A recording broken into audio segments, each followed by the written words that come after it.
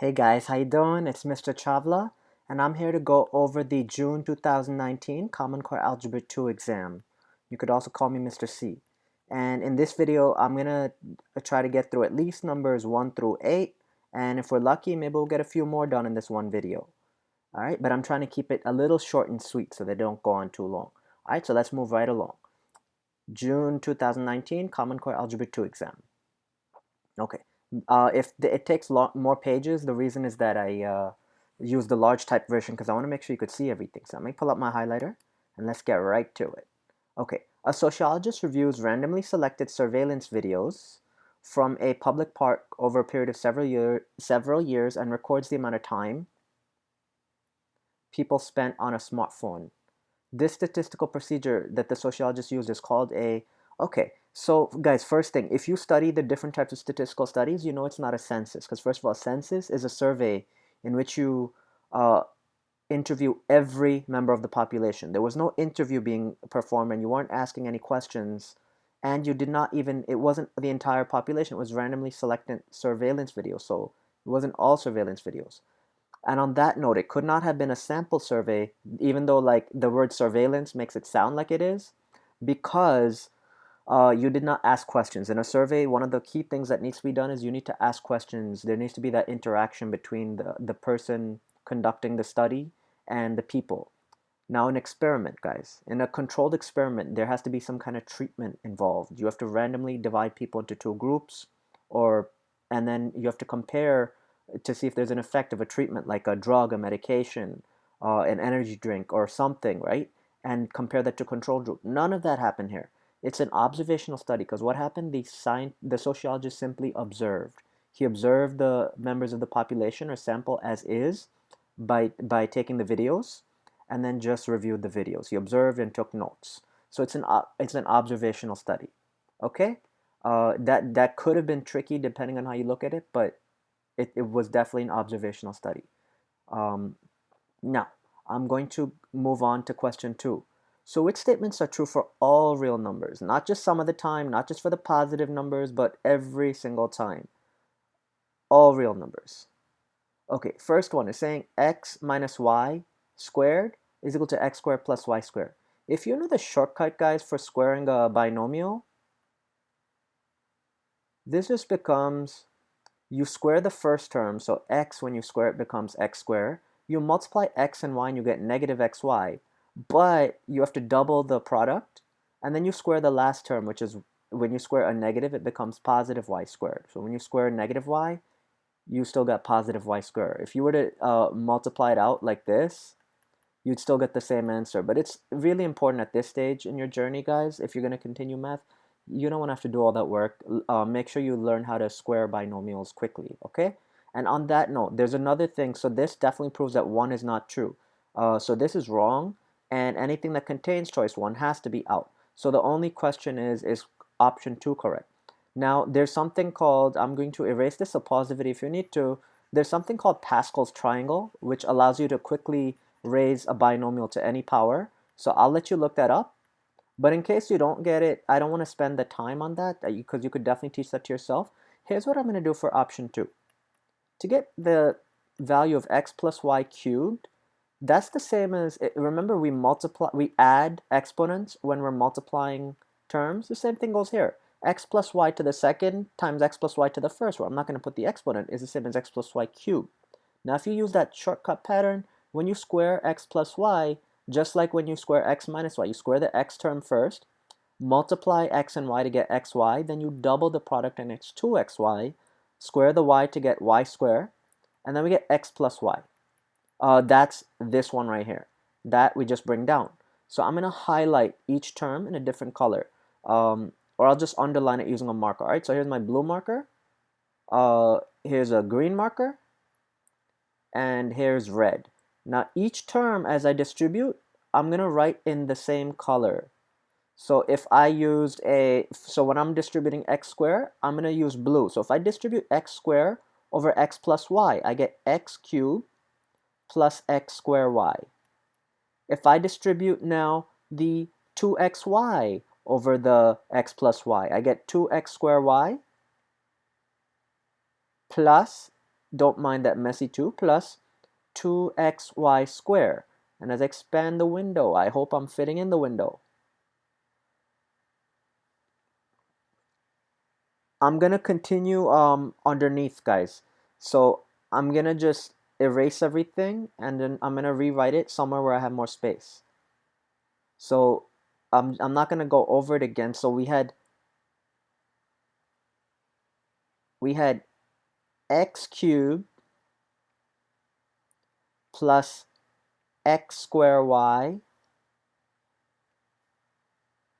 I forgot this y here.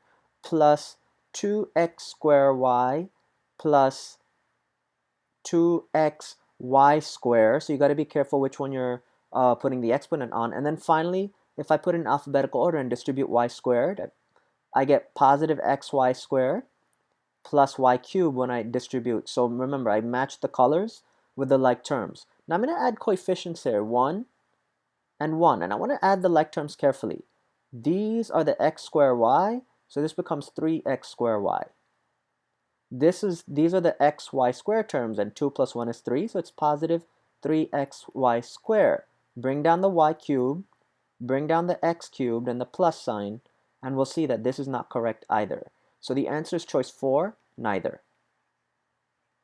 Okay, I'm going to minimize me for a minute and let you take a look. So far our answers are 3 for choice 1, choice 3 for question 1, and choice 4 for question 2, okay? Pause the video if you need to. I'm going to make this a little smaller so that everything fits. All right, pause the video if you need to. I'm going to just show number 2, and I would highly encourage you to look up Pascal's triangle. Okay, now we're going to go straight to question number 3. I'm trying to get this all to fit. All right, so take a screenshot if you need to. We're moving right on. Question 3. What is the solution set to the following system of equations? So since it's a multiple choice question, and we have two variables in x and y, our solution set has to be ordered pairs. We find the x values and the corresponding y values. Now the fastest way, since it's multiple choice, is to simply go into the graphing calculator and look for the points of intersection. That's one of the fastest ways. So what I'm going to do is I'm going to enter both equations. One of them will be y1 equals 3x plus 6. The other thing you could use, of course, is tables. And then we have x plus 4 squared minus 10. Now, what I want to do is I want to find the intersection points. So I'm going to make this window a little smaller, and I'm going to get this stuff out of here. So now the entire window should fit. And then I'm going to just go by a step of 1. And on the y-axis, let's just say I go from negative 11 to positive 11, and also use a step of 1. Now, they have the same y-intercept at 0, 6, and then they intersect at negative 5, negative 9. So if you know how to use the intersect command in your graphing calculator, you can get the answer very quickly like that. Negative 5, negative 9, and 0, 6, which is choice 3. Now, let's say that you wanted to do it algebraically. I'm going to flag this. If we have time after getting through the next problems, we'll do this algebraically as well, all right? So number 4. Irma initially ran 1 mile in over 10 minutes. That's a little bit of a long time. So initially, she ran the mile in over 10 minutes. She then began a training program to reduce her 1 mile time. So here we have to attend to precision and be a little careful, guys. I'm going to take little notes, right? So initially, longer, I'm going to use abbreviations, right? So I use initially, more than 10 minutes to run 1 mile. Okay, she then began a training program to reduce her 1 mile time. So she wants to run faster. That's because if you're running the same distance, 1 mile, you want to run faster. She recorded her 1 mile time once a week with 12 consecutive weeks as modeled by the graph below. So guys, here's 0, the number of weeks is down here, and the time is here. So the distance is constant at 1 mile. So she did it for 12 weeks. So 6, 7, 8, 9, 10, 11, 12. So we're using a scale of 1 here. All right. So I'm just going to label all these. And then here's her time. Like, I don't know anybody who's run a mile in a minute or two. That's why the graph doesn't get down here. 5 minutes is really impressive. All right. And it looks like her 1 mile time is decreasing. So 1 mile time is decreasing each week, which means that her speed, she has to be running faster, right? I'll write that as a side note. And this is her initial time. Remember they said it was a little over 10 miles, so it's 8, 9, 10. They said over 10 minutes, I'm sorry. So she ran the mile in over 10 minutes, where 10 minutes is over here, and she was a little bit higher than that. And ultimately, she ran it in a little under 7 minutes, which isn't bad at all. That's actually really good. Okay, anyway, let's get to the problem now. So, which statement regarding her 1 mile training program is correct?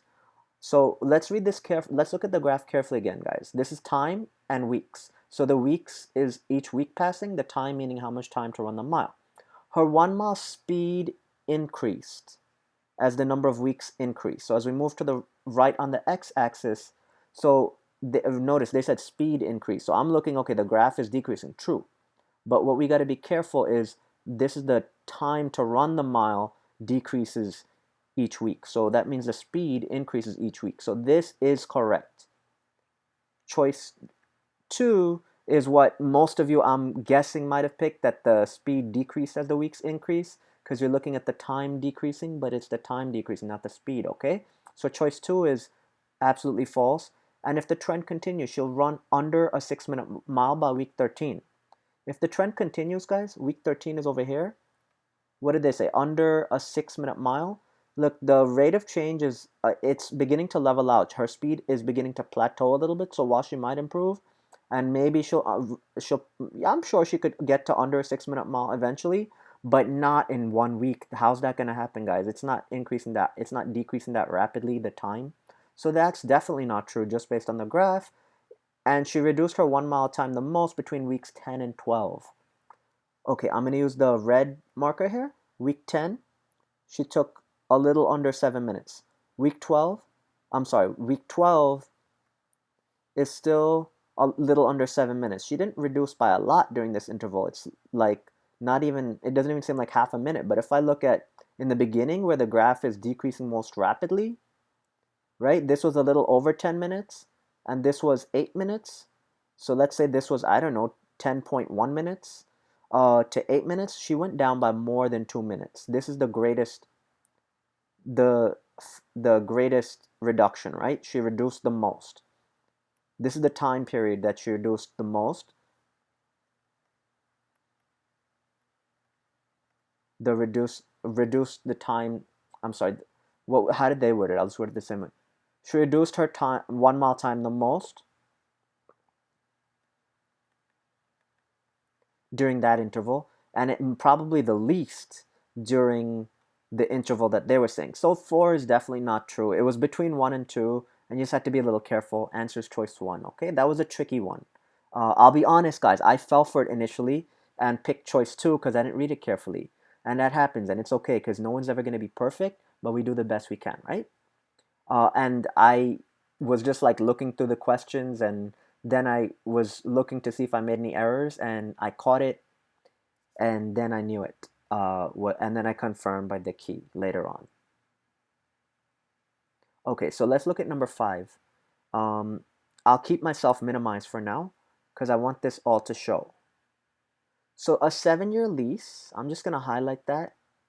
For office space, I'll highlight it together, states that the annual rent is $85,000. Remember, annual means once per year. For the first year, and will increase by 6% each additional year of the lease. What will the total rent expense be for the entire 7-year lease? Okay, guys, so here's how this goes. This is what's known as a geometric series. All right? In a geometric series, you're finding the sum of the terms of a geometric sequence. So let's go down to where we have the reference sheet, okay?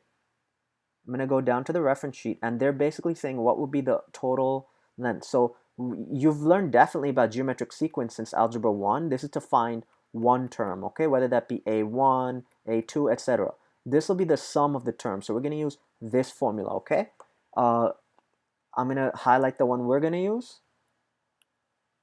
because otherwise we'd have to find all the terms individually using the sequence formula. But why would we do that when we just want to find the sum by using this formula? And of course, the common ratio can't be 1, all right? So I'm going to rewrite the formula, but know that we're using a geometric series formula. And let's get back here. I went too far high. Okay. Number 5, not bad. Okay, so it's geometric series. And the formula for geometric series is that the sum S of the first n terms is equal to the first term minus the first term times the common ratio to the n power, where again n is the number of terms, all over 1 minus the common ratio. So if we do that, and let's just make sure I didn't make a mistake and that it is minus in both areas, right? Sorry for doing that, guys. Yes, it is subtracting in both the numerator and denominator. So if I come back, okay, it's a 7-year lease, right? So we're going to substitute n equals 7, and the annual rent is, for the first year, is $85,000. So A1 is equal to 85,000, all right? And it increases by 6%. Now you have to understand, guys, to increase by 6%, that's our common ratio. 6% is a decimal, is 0.06, but you always add 1 to find the common ratio. Now we have all the terms we need, and they want the total expense for this 7-year lease, so for all 7 years. So what this means is we're adding A1 plus A2 plus A3 all the way to A7. And we don't want to have to do that individually because that's a lot of work, even with the calculator. So why not just use this formula? Because that's what a series is the sum of the terms of a sequence. So we're going to use S of 7, just substituting the variables. 85,000. I'm not going to put a comma here because the calculator I'm using doesn't like commas. It says it doesn't understand what it is. 1.06. I'm sorry, guys. Let me write it where there's space, okay? So S of 7 is equal to A1, which is 85,000. And I won't put commas here because, again, my calculator that I'm going to use online doesn't like me to put commas. It says, I don't understand what that means. And we're okay. It's a good calculator, so I won't complain. It's the decimals, right? 1.06 is the common ratio to the 7th power all over 1 minus 1.06. Don't even try to simplify anything, guys. We put it in just like this. So if I put it in now, we're going to get out of the graph. I'm going to reload it so that if we use it later, I don't have to do it at that time. And I want 85,000 minus 85,000, 1.06. We got it. Okay. So I'm going to put parentheses because otherwise the calculator won't know that I'm trying to put everything in the numerator.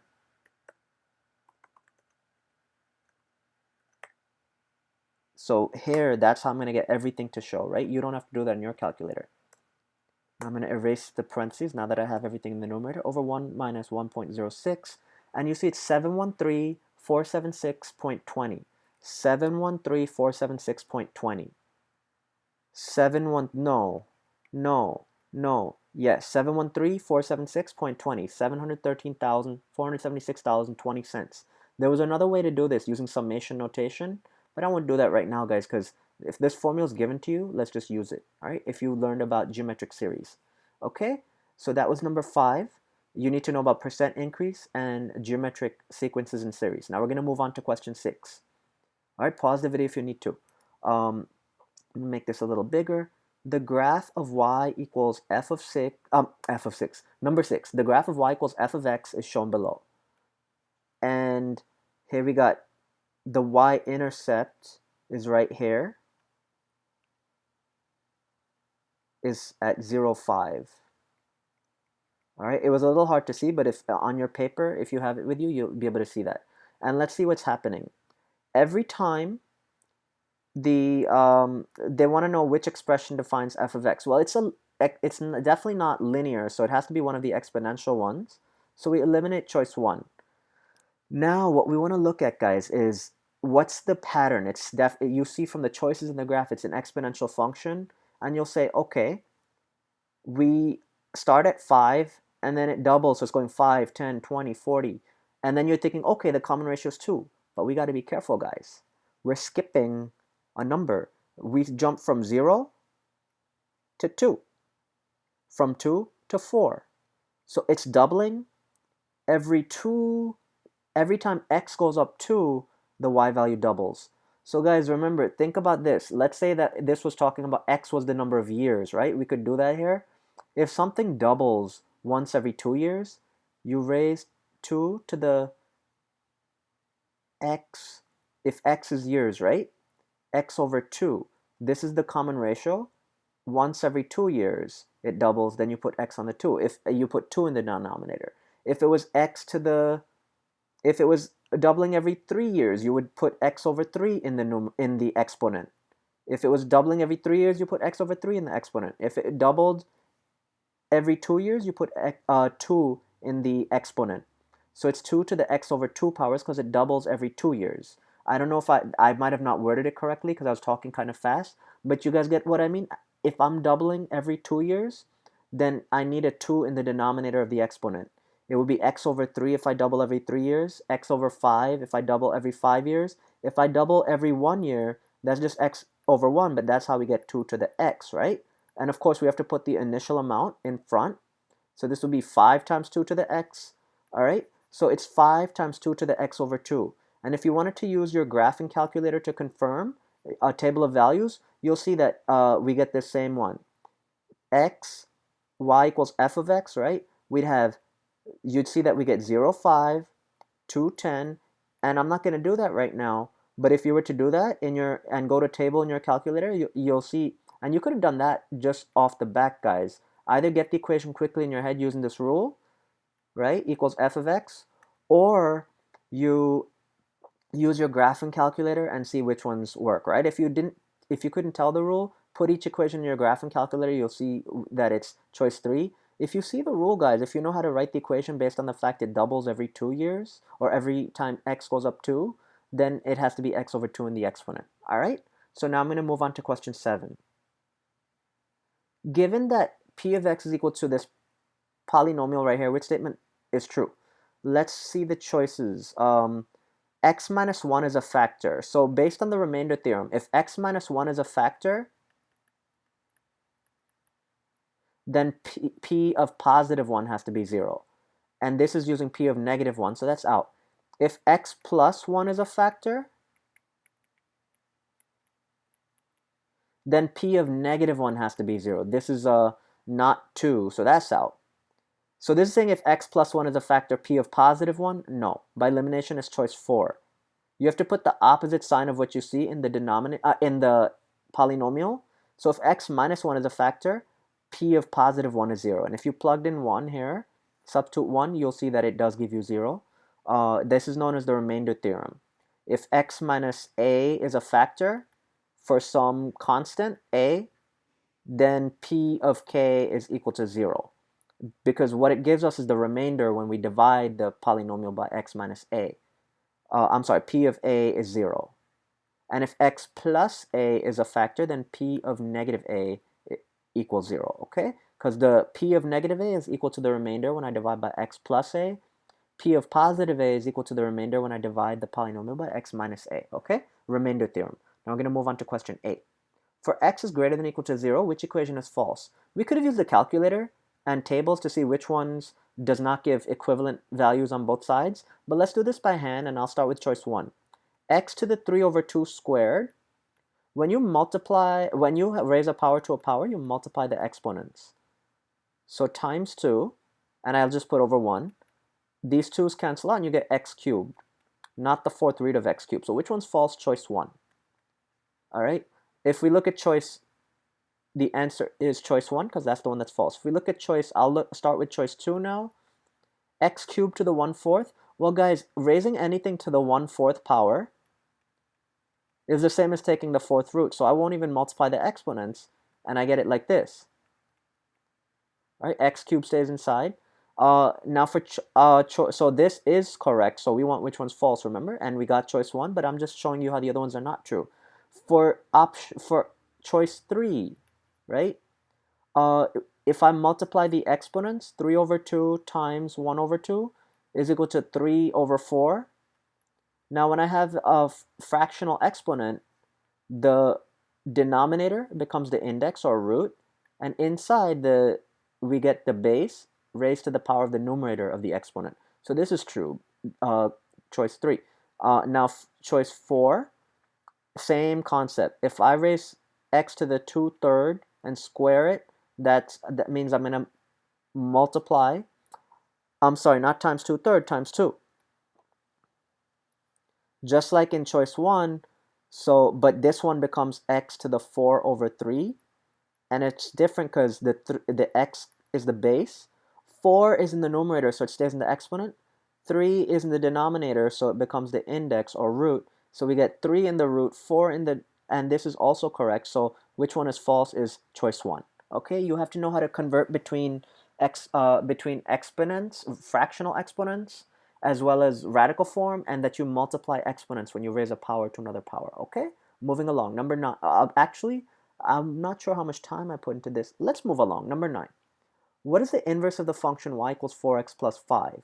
So guys, inverse of a function simply means the x and the y get reversed. So if I get x equals 4y plus 5, and that's one of the choices, I know that's correct. This is not 4y plus 5, so it's out. Now what I need to do is, all of these equations are solved for y, so I'm going to solve for y. So first thing, I subtract 5 on both sides, and I get x minus 5 equals 4y. I could divide by 4 and get x minus 5 over 4 equals y, but that's clearly not an option here. So what I'm going to do instead is I'm going to multiply by 1/4. So I'm going to put a 1 here, and when I'll divide by 4 like this, each term separately. And I'm going to end up with 1/4 x minus 5 over 4 equals y, or y equals 1/4 x minus 5 over 4, choice 2. All right, with choices 3 and 4 clearly being out. All right, so that's inverse of a function. Moving on to number 10. Which situation can be modeled by a geometric sequence? So guys, geometric sequence has to involve a common ratio. It has to have a common ratio, multiplication. It doesn't matter if it's increasing or decreasing. So choice 1, a cell phone company charges $30 in a month for 2 gigabytes, and then $12.50 for each additional gigabyte. This is going to add $12.50 every time. You start off with 30, but then it adds $12.50 every time you use another gigabyte. So it's a plus $12.50 pattern. That's an arithmetic sequence. That's not a common ratio, so 1 is out. The temperature in your car is 79 degrees, so that's the starting temperature. You lower the temperature by 2 degrees already. It's subtracting 2 every 3 minutes. Minus 2 degrees every 3 minutes. So that's still arithmetic. You're subtracting 2 every 3 minutes. Now, choice 3. David's parents have set a limit of 50 minutes per week that he may play online games during the... I'm sorry, guys. Let me start again. David's parents set a limit of 50 minutes per week that he may play online games during the school year. However, they will increase his time by 5% per week for the next 10 weeks. When you remember from the last problem, guys, to increase by 5%, you multiply. 5% is 0.05 as a decimal, but you multiply by 1.05 is about to be 1 plus 0.05 to increase. So this is geometric because it's a common ratio, all right? And let's just look at the last one. Sarah has $100 and saves an additional $15 each week. You're adding $15 each week, so that's definitely not. All right, it's choice 3. Okay? So this could have been a question. Honestly, I wouldn't have minded seeing this in the Algebra 1 Regents. But so you need to know the difference between arithmetic and geometric sequences and how they work, right? Arithmetic has a common difference that increases by addition or decreases by subtraction. Geometric sequence can increase or decrease by a common ratio. Okay, moving on to question 11. The completely factored form of this polynomial is, so I'm going to just underline in different colors. And and this one has to be broken up. If you count, there's 1, 2, 3, 4, 5, 6 terms. Usually you have 4 terms. They're like terms here, but we don't combine them. If they broke them up, and this is shown up repeatedly in the Regents, they broke them up this way for a reason. Do not combine like terms. Either you're going to split it in half into 2 groups of 3 or 3 groups of 2. This one is better if you split into 3 groups of 2 because you'd have to experiment and see which one works, right?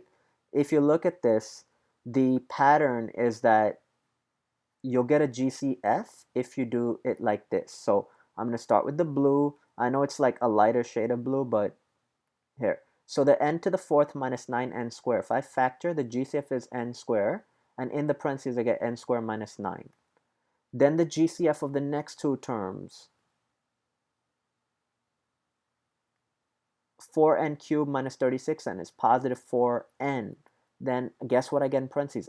N squared minus 9. The same thing. Okay? Then the next one, the GCF is, I hope the yellow shows, I'll use a darker yellow, negative 12, because if the leading coefficient is negative, then you use negative, and we get n squared minus 9, which is the same again. So we have a GCF of n squared minus 9. And then we have n squared plus 4n, the three terms that we would have distributed, that we factored out, are going to come as a trinomial. And this n squared minus 9 is just our GCF. Now, none of those are our answer choices. Remember, they said completely factored. So first thing, n squared minus 9 factors into n plus 3 and n minus 3. N squared plus 4n minus 12 is a trinomial with a leading coefficient of 1. So it's going to factor into n plus 6, n minus 2, because 6 times negative 2 is negative 12, and 6 minus 2 is positive 4. So this one was not completely factored. Otherwise, this would have been correct. N plus 3, n minus 3. So n plus 3, n minus 3, n plus 6, and n minus 2, choice 2. And I'm not even going to look at the other ones because I don't want to mix things up. Okay, so this could have been done using the calculator, but then the thing you got to watch out for is which one's completely factored. That's why I did it by hand, okay? Moving along, question 12. And this will be the last one for this video. This is the most I've probably done in a single video. What is the solution when the equation wx squared plus w equals 0 is solved for x, where w is a positive integer? Okay, let's do this using inverse operations. Subtract w on both sides, you get wx squared equals negative w. Divide w on both sides, and you get x squared equals negative 1. You know that the square root of negative 1, and we use the plus minus sign, is going to be x equals plus minus I. Choice 4. You could have used you could have just substituted any positive integer for w and gotten the same answer, but it didn't matter which one we use, right? If you use 1 for w, it becomes 1x squared plus 1 equals 0, and the 1x squared is just x squared. Subtract 1 on both sides, you get x squared equals negative 1, and we basically end up doing this, okay? It didn't matter what number you put in front of x. It didn't matter which number you use for w, they just had to use some positive integer. Okay, so let me come, pause the video if you need to. I'm going to just come and say goodbye and wish you luck. So guys, that was kind of quick. I hope it wasn't too quick. If you have any questions, as always, feel free to leave them in the comment section below. And I will get back to you as soon as I see it. If there was something you were unclear about, let me know. If there's something I could help you with, let me know. Anything else you want to tell me, please feel free to leave it again in the comment section. And if you enjoyed it, please hit like, subscribe. I'd appreciate that very much. All right, best of luck, guys. I tried to keep this as short and sweet as I could. I know I said it was key for 1 through 8. It was 1 through 12. Good luck, guys, especially if you're taking the August Regents or any Regents coming up. I don't know when you're watching this. All right, take care.